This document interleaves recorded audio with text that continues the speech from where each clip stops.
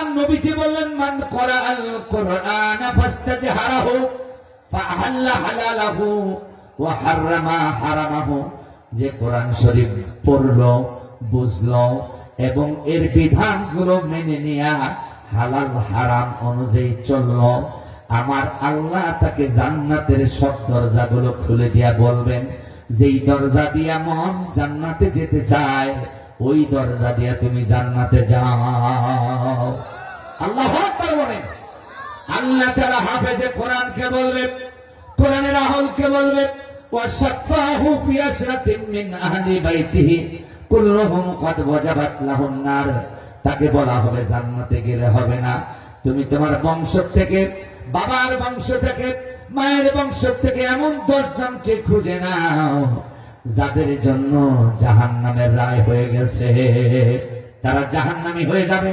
এমন 10 জনকে খুঁজে খুঁজে জাহান্নাম থেকে বের করে তাদেরকে জান্নাতে নিয়ে যাও। চিৎকার দিয়ে কন্যা আল্লাহু আকবার। এটা হাফেজ পারবে, এটা উলামায়ে কেরাম পারবে, এটা জান্নাতীরা পারবে। ঠিক কিনা বলেন? দেশের কোন নেতা, কোন মন্ত্রী, কোন সরকারের পক্ষে যা সম্ভব নয় তা এই মাদ্রাসার হাফেজরা করে দিবে। কথা কোন ঠিক না বেশি? সম্মানিত বন্ধুগণ, সেই কোরআনের মাহফিলে, কোরআনের পাঠশালার মাহফিলে আপনারা, এখানে বরকত আছে না নাই? জোরে করা আছে না না? এখানে গজব তো নেই, আছে রহমত, আছে বরকত, আছে সাকিনায় পরিপূর্ণতা। ঠিক না বেঠিক?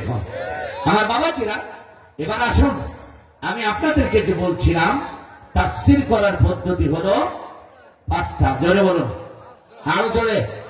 রিয়াজুল ভাই জোরে কয়টা?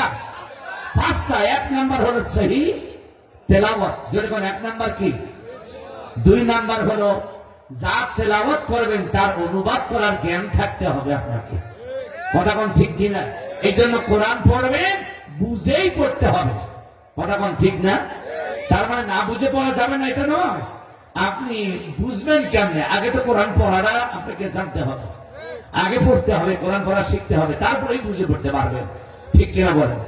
তাহলে 1 নাম্বার নিয়ম হলো সহিহ তেলাওয়াত, 2 নাম্বার হলো অনুবাদ, 3 নাম্বার হলো শানে নজুল। এই যে আয়াতগুলো অনুবাদ করে শোনাইলাম, এর শানে নজুল হলো, আপনারা জানেন যে সম্পূর্ণ সূরাটা হচ্ছে মাক্কি সূরা। আমার নবীজির মক্কার জীবনে নাজিল হলো। কোন সময়? সময়টা হলো আমার নবীজির নবুয়তের বয়স হবে হয়তো 5 অথবা 6। এই 5-6 বছরের মাঝামাঝি আমার নবীজি নবুয়তের পদমর্যাদায় শিক্ষিত হয়ে ওই সময়ের অজ্ঞ বর্বর লোকগুলোকে আলোকিত পথে দিশা দেওয়ার জন্য দাওয়াত দিচ্ছেন। ঠিক ওই সময় এই সূরাটা নাজিল হয়েছে, যেই সময় আবু জেহেল আমার নবীকে বলছে, মুহাম্মদ তোমাকে নবী মানি না।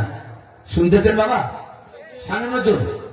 তোমাকে নবী মানি না কারণ তুমি গরিব মানুষ, টাকা দিতে পারবে না, তুমি মানুষের পাশে গিয়ে দাঁড়াইতে দুঃখ দুর্দশা দেখতে পারবা না, তাদের খোঁজ খবর নিতে পারবা না। আর নেতা, নবুয়তের দাবি করে নেতা হতে হলে তাহাকে অবশ্যই টাকাওয়ালা হতে হয়, সম্পদওয়ালা হতে হয়, তার বিশাল বংশ বুনিয়াদ থাকতে হয়, ইত্যাদি ইত্যাদি।